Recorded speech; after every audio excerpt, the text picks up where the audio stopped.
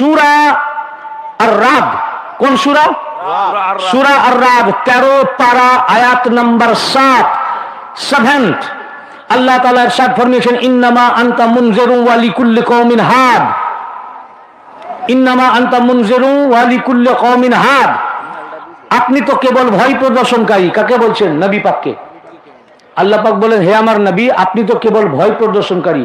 ওয়া লিকুল্লি কওমিন হাদ, আর প্রত্যেক কওমের জন্য একজন হাদি থাকেন। ওয়া আতিফা মানে হাদিটা অন্য কেউ। হাদি আপনি শুধু ভয় প্রদর্শনকারী, আর প্রত্যেক কওমের হাদি থাকেন। এই আয়াত পাক যখন অবতীর্ণ হলো, এই আয়াতের তাফসিরে আল্লামা জালালউদ্দিন সিয়ুতি তাফসিরে দুররে মানসুর 4th খণ্ড 129 পৃষ্ঠা পেজ নাম্বার 129 আয়াতের তাফসিরে হযরত ইমাম ইবনে জারির এবং হযরতে ইকরিমা, ইমাম তাবারি তাফসিরে তাবারিতে রওয়ায়াত করেছেন হযরত ইকরিমা এবং আদ-দুহাক রাদিয়াল্লাহু আনহুমা হতে, যে রাসূলুল্লাহ সাল্লাল্লাহু আলাইহি ওয়া সাল্লাম যখন এই আয়াত পাক নাজিল হলো, নিজের সিনা মুবারকে হাত রাখলেন, রেখে বলেন, আনা মুনজিরুন, আমি ভয় প্রদর্শনকারী, এবং নিজ হাত মাওলা আলীর কাঁধের উপরে রেখে ইশারা করে বললেন, ইয়া আলিউ আনতা হাদ, তুমি হচ্ছে হাদি। আবার এই আয়াতের তাফসিরে ফের একটা, আমি শুধু তাফসির শোনাচ্ছি না, কতগুলো তাফসির দেখুন এই আয়াতের উপরে। আবার ইমাম ইবনে মারদাওয়াই এবং আবু বারজা আল আসলাম হতে বর্ণনা করেছেন যে আমি রাসূলুল্লাহ সাল্লাল্লাহু আলাইহি ওয়া সাল্লামের কাছ থেকে শুনেছি। তাফসিরে দুররে মানসুর 4th খণ্ড 129 পৃষ্ঠা पेज नंबर 129। यदि क्यों देखते चान ऑलवेज वेलकम। ये शिया लोगों की किताब नहीं, ये अहले सुन्नत की किताब है। इस किताब को जो ना माने वो सुन्नी ही नहीं है। शिया ये बोई माने ना, अहले सुन्नत की किताब है। अल्लामा सियूतीर किताब प्रतिटी माद्रासाय पढ़ानो হয়।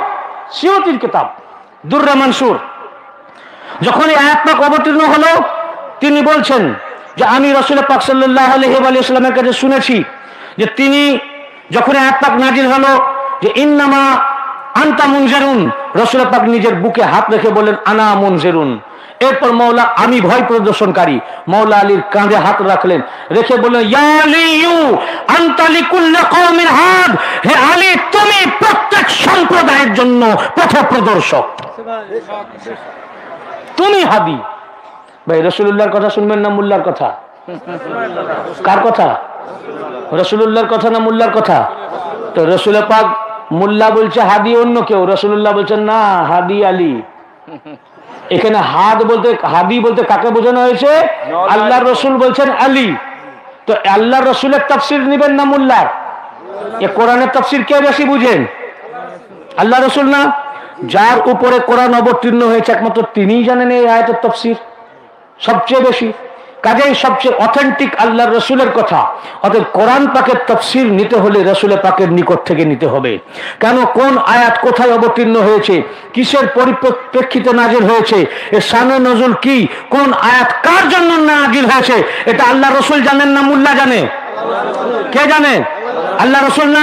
রাসূল পাকের জিজ্ঞাসা করুন, ইয়া রাসূলুল্লাহ, আল্লাহ পাক যে বলেছেন প্রত্যেক কওমের জন্য একজন আপনি ভয় প্রদর্শনকারী, আর প্রত্যেক কওমের জন্য একজন হাদি থাকেন, এই হাদিটা কে? আল্লাহ রাসূল বললেন শোনো আনা মুনজিরুন। ও আর আলীর জন্য বললেন ইয়া আলিয়ু আনতা লিকুল্লি কওমিন হাদ, তুমি প্রত্যেক কওমের জন্য হাদি। তো রাসূল পাক বললেন এই আয়াতে আল্লাহ পাক যে বললেন প্রত্যেক কওমের হাদি থাকেন, এই প্রত্যেক কওমের হাদি বলতে আল্লাহ পাক আলীকে বুঝিয়েছেন। তা আলীকে যদি কেউ ছেড়ে দেয় তো হাদিকে ছাড়লো কিনা? হ্যাঁ, হাদি ছাড়লো মানে পথ প্রদর্শক। হাদি মানে পথ প্রদর্শক। পথ প্রদর্শককে ছেড়ে দিল। তো পথ প্রদর্শককে ছেড়ে দিল মানে সে পথ পেল? পথ পেল? পথ প্রদর্শনকারী তো নাই, তো গুমরা হয়ে গেল। তো যে আলীকে পেল ও হেদায়েত ইয়াফতা, যে আলীকে ছাড়লো ও গুমরা। ইয়ে কোরআন। এরকম ভাবে মাওলা আলীর শানে অনেক আয়াত পাক আছে।